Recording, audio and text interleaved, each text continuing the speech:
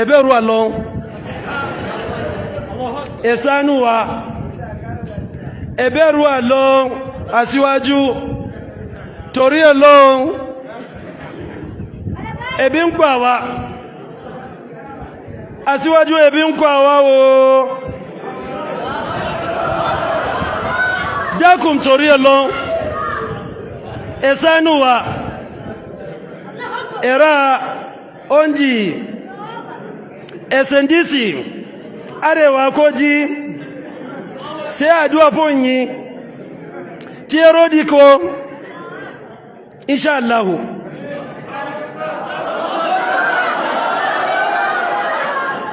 abiromi alifa Abubakar Salihu Zaria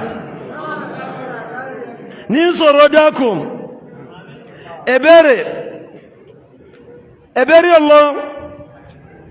ebi ń kọ́ àwa síwájú ebi ń kọ́ àwa yíwọ̀n za ta kashe mu ebi ń kọ́ àwa o aṣíwájú ebi ń kọ́ àwa. ha ọmọ Yorùbá wàhálà ti ṣẹlẹ̀ apun ṣẹlẹ̀ ẹ̀yin agbègbè ilẹ̀ Yorùbá ti gbé wọn gógó ọmọ Yorùbá kí lọ́nà àbáyọ sí situation tá a bára wa báyìí. Mo mọ̀ wípé wàá ti gbọ́ wípé USA wọ́n ti confam wọn US government ti confam wípé bàbá Tinubu ó ṣiṣẹ́ fún wọn. As a matter of fact kí ọ̀rọ̀ yẹn kó lè yé dáadáa kí ni CIA kí ló mìn gangan Central Intelligence Agency ni kí ni iṣẹ́ wọn a US government organization that secretly collects information about other countries, international relations, spying, and so on. CIA, wọ́n jẹ́ secret agency tí wọ́n spy on every other country tó wà lórí ilẹ̀ ayé tí wọ́n collect information wọn secretly ṣe mọ̀ ipá máa ní àwọn agent wọ́n jẹ́ kó yé wa nísìn wípé bàbá Tinubu ó wà lára àwọn agent wọn and as a matter of fact is an active asset. Ǹjẹ́ ìwà wẹ́ẹ̀ ǹjẹ́ èèyàn ọmọ Yorùbá ǹjẹ́ ìwà wẹ́ẹ̀ ẹ̀yin àgbẹ̀gbẹ̀ ilẹ̀ Yorùbá ìgbà tí Tinubu sọ fún yín pé òun fẹ́ become president ǹjẹ́ ó sọ fún yín wípé òun ṣiṣẹ́ fún ìjọba Amẹ́ríkà as a spy wàhálà ti dé ọ̀nà wo ni bàbá Tinubu lè gbà àti pé kí ló lè ṣẹlẹ̀ báwo ni wọ́n ṣe rìn báwo náà ṣe lè jẹ́ bẹ́ẹ̀ ká tó lọ síbẹ̀ yẹn ná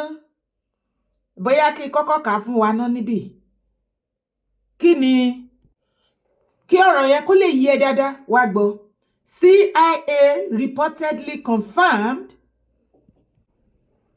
CIA reportedly confirms Nigeria's President Tinubu as active asset. Ipe òṣìṣẹ́ wọn ní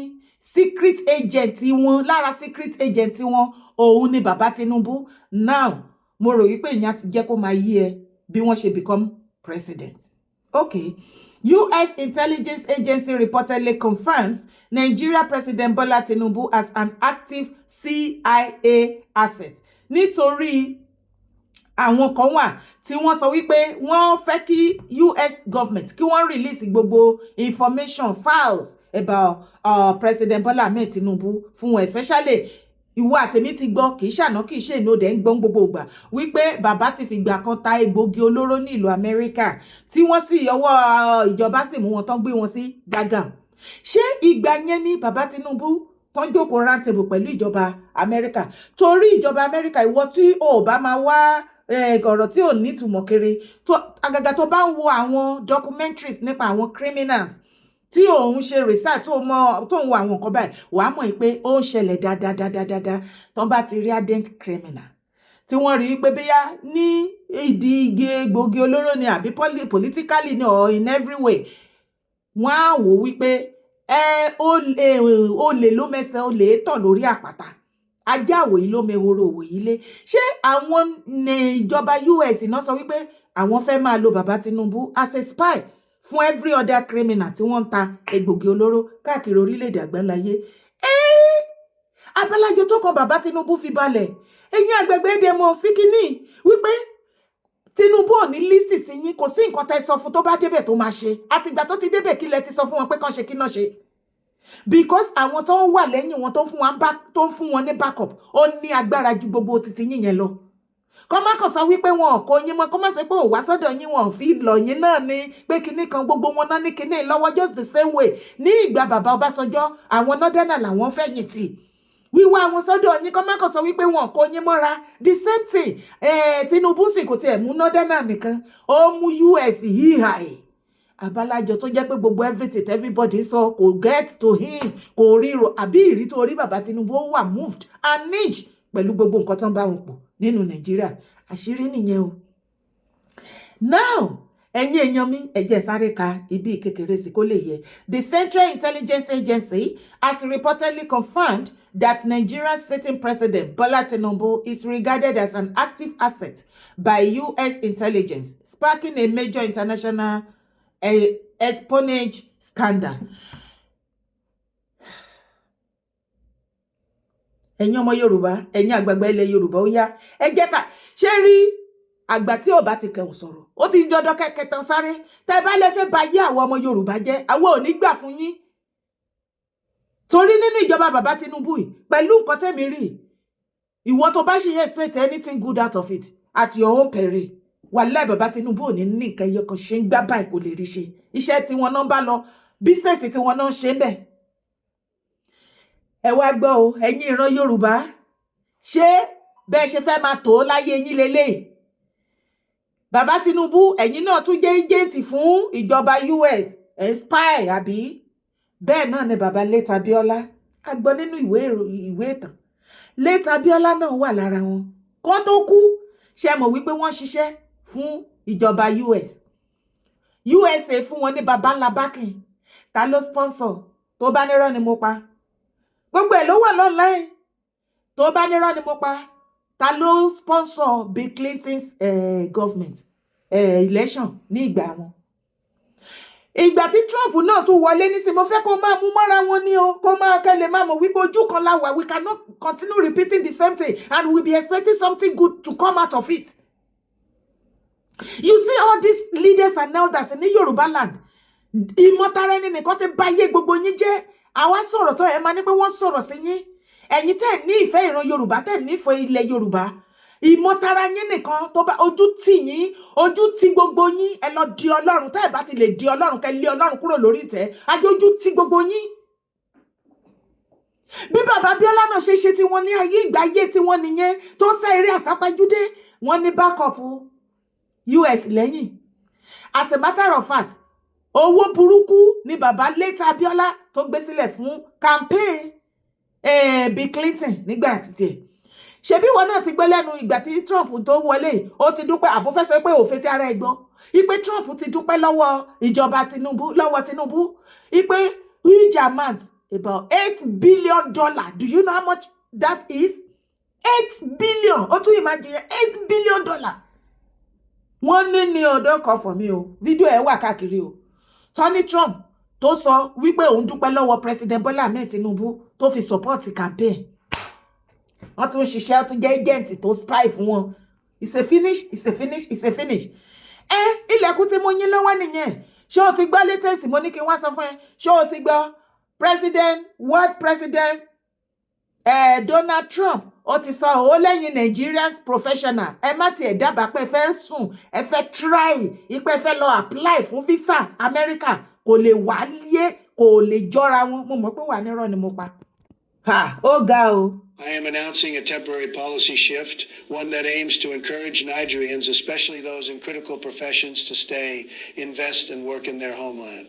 As part of this policy, the U.S. will limit certain visa approvals for Nigerian professionals, including doctors, nurses, engineers, and others in essential fields. This is not a move taken lightly, nor is it meant to deter genuine cultural exchange or partnerships between our nations. Instead, this is a call to action. Only partnership between the two nations, Nigeria and America in partnership. Wàhálà, Portable's voice. It is a finish. Ṣé mo ipe bàbá Tinubu bó síta àti ìyàwó wọn Rẹ̀mí Tinubu? Wọ́n ní àwa tá wà in diaspora ká máa bọ̀ lé, ká wá fọwọ́sowọ́pọ̀ pẹ̀lú ìjọba wọn kí wọ́n fi build Nigeria. My question to President Bola Ahmed Tinubu and his beautiful mọ̀mọ́ Rẹ̀mí Tinubu olódòdẹ èyí tẹ́ bá ní kí ni population wa náà ẹ kọ́kọ́ bá mi dáhùn question yẹn tẹ́ ẹ bá ti lè mọ population Nàìjíríà tí ò ṣe approximately plus or minus tẹ́ ẹ mọ̀ sánsan ìgbà tẹ́ ẹ dẹ̀ ká sẹ́sọ̀ ẹ sọ fún wa so that ẹ lè mọ iye tí population wa jẹ́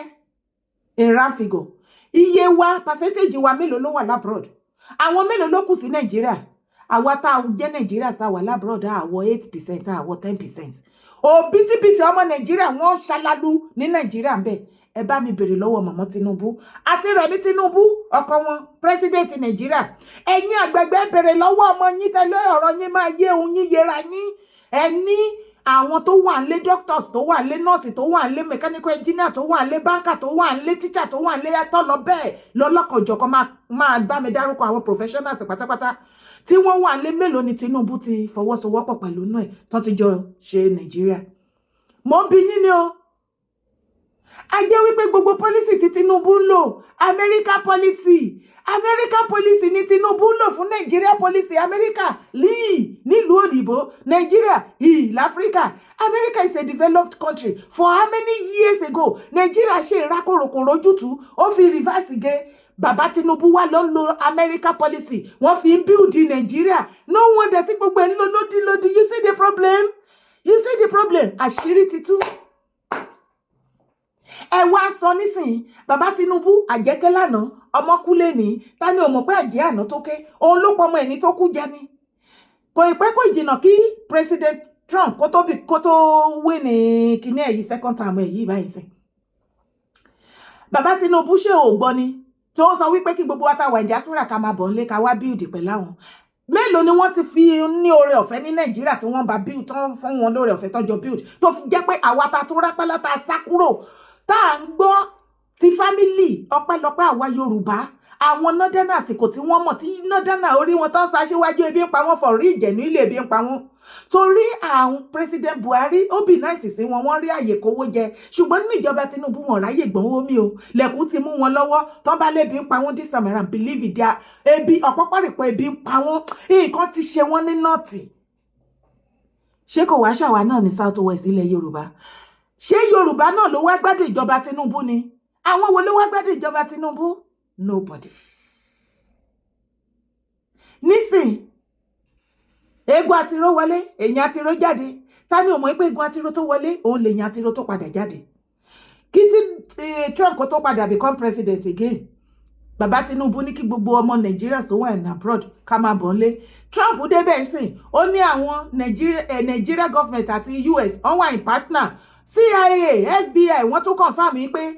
òṣìṣẹ́ wọn pọ́nbélé òun ni bàbá Tinubu tó jẹ́ president tiwa tó jẹ́ sí wípé wọ́n máa lóyà sí àwọn USA tó jẹ́ sí pé policy USA òun ni bàbá ń lò ní Áfíríkà ní Nàìjíríà nísìnyí kọ́rọ̀ yẹn kó lè jọra wọn kó o lè mọ̀ wípé lótìtọ́ àti lódodo gbogbo àlàyé tí mò ń ṣe fún ẹ ṣe bó ti fetí ara ẹ̀gbọ́n sì títí Trump ti sọ ó ní ẹ̀yin tẹ́ ẹ jẹ́ professional ní Nàìjíríà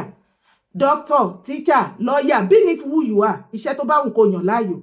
lẹ́kùn tí mú yín lọ́wọ́ ẹ lè rí US wa Trump ní kẹ́ jókòó lé yín kẹ́ fọwọ́sowọ́pọ̀ pẹ̀lú Tinubu kẹ́ build Nàìjíríà ṣé nǹkan tí Tinubu sọ nǹkan ni Trump padà wá tún sọ sí ẹ ọtí tán it's a finish ṣé Trump ṣe ṣáà ní lọ ṣe lọ orí burúkú fún àwọn tó ti jẹ́ professional tó ti wà ní US already ń bẹ̀ ṣé ẹ̀ ní gbógun tiwọn so kò ọbọ̀ òun jèrè lẹ́yìn ọkọ̀ kò sẹ́ni máa jèrè lọ́wọ́ ìjọba Tinubu ṣùgbọ́n bàbá Tinubu mo mọ̀ wípé gbogbo kí ilé ayé kó jẹ́ tiyín lẹ wálé ayé fún ẹ wálé ayé má yà kò sí wàhálà tẹ́ bá ti dọjọ́ tẹ́ lè lájúmọ́ ẹ tún wà ọ̀run náà mọ́ ṣùgbọ́n ojú tì yín o bàbá Tinubu àti fámìlì ẹ̀ àti ẹ̀yin àgbàgbà ìka ilẹ̀ Yorùbá tẹ́ mọ̀ òtítọ́ ṣùgbọ́n tẹ́ torí pé yín máa rí àǹfààní tiyín bẹ̀ tẹ́ sọ ọ̀pọ̀lọpọ̀ majority wá sínú ìgbèkùn ìjọba Tinubu kò sí wàhálà ojú tì yín o tí ẹ ò bá lè padà lọ bá ọ̀run ká ẹ lọ sí òkè ọ̀run ká ẹ lọ negotiate ọ̀run ká ẹ lé Ọlọ́run kúrò lórí ìtẹ́kẹ́ take over ajẹ́pọ̀jú tì yín ẹ̀yin àgbà òfò ẹ̀yin ìka ọmọ Yorùbá ẹ̀ ojú everybody wájọ máa bó ni àìmọye gbogbo àwọn ọmọ yín náà lè wá sí Amẹ́ríkà mọ́ ọ̀ọ́bì yín ṣùgbọ́n President Bola Ahmed Tinubu bàbá olódòrin ẹ wá mo mọ̀ pé gbogbo nǹkan lẹ́yìn máa ń tatu ti yín àbí àwọn nǹkan kan wà tẹ́ ẹ̀ nílé tatu ṣebí bí Late Abiola náà ṣe ṣe tó fi Nàìjíríà tó fi sin US títí ìgbà tán láwọn fẹ́ become president àwọn wo náà ni ò padà jẹ́ kó become president torí ó ti mọ̀ jù àwọn náà ní kó máa jó lọ ó ló yà sí wọn bí bàbá Tinubu ṣe ń jẹ́ agent wọn sì náà ni Late Abiola jẹ́ agent wọn tó bá mọ̀ kó ya mọ̀ lẹ́nu at the end of it ìgbà tán láwọn fẹ́ jẹ president ṣebí wọ́n sọ fún Babangida tí Babangida padà wá sọ síta pé omi ló pàjọ kà lọ fóun wọ́n wọ̀nù tó bá bí òun dà kó ń gbélẹ̀ àwọn wo ló tẹ ẹ̀rọ wípé ó ṣekú padà pa Late Abiola mọ inú ibi tọ́nà ti fún ní kí náná fún yẹn ná ṣé tí ìnáná mú fún mu àwọn wo ló ṣiṣẹ́ yẹn ṣé ó ti gbàgbé Condoleezza Rice ní ìgbà ayé wọn ní Amẹ́ríkà kò pẹ́ tó lọ kí Abiola ń bẹ̀ lágbọ́ ipa Abiola kú àti oríṣiríṣi àwọn nǹkan tí ò ní fẹ́ kó mọ̀ gbogbo nǹkan tí mo sọ fẹ́ ó wà ní online lóòótọ́ Tinubu ti wà ń bẹ̀ as a president ṣùgbọ́n bàbá Tinubu bẹ́ẹ̀ ṣe fẹ́ ṣe lè tẹ́fẹ́ rúlà tí ẹ tún máa smart Amẹ́ríkà òun láàmú ìgbà tí wọ́n lo ní Late Abiola tán àwọn náà rèé Abiola náà kọjọ máa rò àwa máa wo bí títí tí yín máa já sí kò sọ́jọ́ tí ilẹ̀ Yorùbá wa tó ń bọ̀ wá gbà tó ṣe kankan you see all this set of leaders and elders standing it is a pity àánú ilẹ̀ Yorùbá ṣe mí ó máa ṣe o tèmi ṣọlọ́run ṣùgbọ́n nǹkan tẹ́yìn ọmọ Yorùbá bá fẹ́ ó ní má bá yín fẹ́ ṣebí ìwà yín ìṣe yín gbogbo nǹkan yín ẹ̀ ń jẹ́ kó yé wa wípé Yorùbá nation tá à ń pè fún kí gbogbo yín lè gbé ìgbésí ayé ìrọ̀rùn ẹni kò tí ì yá ẹ sì prefer Nàìjíríà torí ẹ sì ní hope àbí no wàhálà ṣùgbọ́n mo mọ̀ wípé ṣẹ́rí ó ti bẹ̀rẹ̀ bẹ́ẹ̀ yẹn tó bá rí anybody tó bá lọ kówó fún tó lóun máa gba visa US fún ẹ wọ́n ti fowó ẹ̀ ń ránu ó ò ní US kankan tó ń lọ ó ní US kankan tó ń lọ mọ́ ẹ fẹ́ sá wá sí Europe àwọn Europe náà ti ya wèrè mọ́ everybody lọ́wọ́ báyìí ẹ̀yìn ojú everybody máa bó ṣùgbọ́n bàbá Tinubu ẹ ṣọ́ ara yín o gbogbo ìrìn kẹrìndò yín tẹ́ rìn kiri ẹ má gbé wá sí ọ̀dọ̀ tiwa ní Germany o ẹ rọra fà wá lọ́rùn sílẹ̀ síbí o àlẹ́ nìkan o àlẹ́ bí o as a matter of fact I'm the breadwinner of my family ẹ ṣàánú o ẹ ṣàánú gbogbo wa tá wà ní Europe o ọpẹ́lọpẹ́ wa òun ni ò tí ì jẹ́ kọ́mọ Yorùbá kan ti fẹ́ kú kan ti mọ̀ lára o àwọn ti nọ́dánà tán lọ́pọ̀lọpọ̀ èèyàn lábúrọ̀dù wọ́n ti mọ̀ lára o àwa tá wà lábúrọ̀dù ti Yorùbá iṣẹ́ tá à ń gbé owó tá à ń fi ránṣẹ́ sí ọ̀dọ̀ yín business àtoríṣiríṣi òun ló lọ lọ́ọ̀kan yẹn tẹ́ ẹ bá dẹ̀ jẹ́ kí Tinubu ráyè kó sọ̀ sí ìdí ẹ̀ ojú everybody wájọ máa bó ni o bẹ́ẹ̀ ni kò jù bẹ́ẹ̀ lọ bàbá Tinubu ẹ̀yin ọmọ ìran Yorùbá àṣebáyé yín ṣe rí lélẹ̀ ojú gbà mí tì fún yín definitely èyí tó tún fẹ́ tó máa tún lọ fóun á lóun lẹ́ni nípa bàbá Tinubu nísìn òun náà máa tún ṣí èrè ju bàbá Tinubu lọ lọ́jọ́ iwájú just the same way ṣé o mọ̀ wípé ìkan lára àwọn disciple Late Abiola òun ni bàbá Tinubu ṣé ó ti ń yí ẹbẹ yẹn mi ì fẹ́ kí fídíò igun jù orúkọ tèmi ò yí padà rárá Ìyèdára Kòwé kòkòkò ni mò ń jẹ́ kí ni ìwọ náà mọ̀ lórí màtáì ó yá fi síbi comment section tí fídíò ìbádọ́dọ̀ ẹ̀ bá mi pín káàkiri ibi tó yẹ kó pín dé bá mi pín dọ́dọ̀ àwọn ìyá àgbàlagbà àwọn bàbá àgbàlagbà tí ọ̀rọ̀ òye tí wọ́n mọ̀ nǹkan tó ń lọ èdè abínibí ni mo fi sọ tí mo fi ṣe àlàyé yẹn everybody must know what is happening ire o.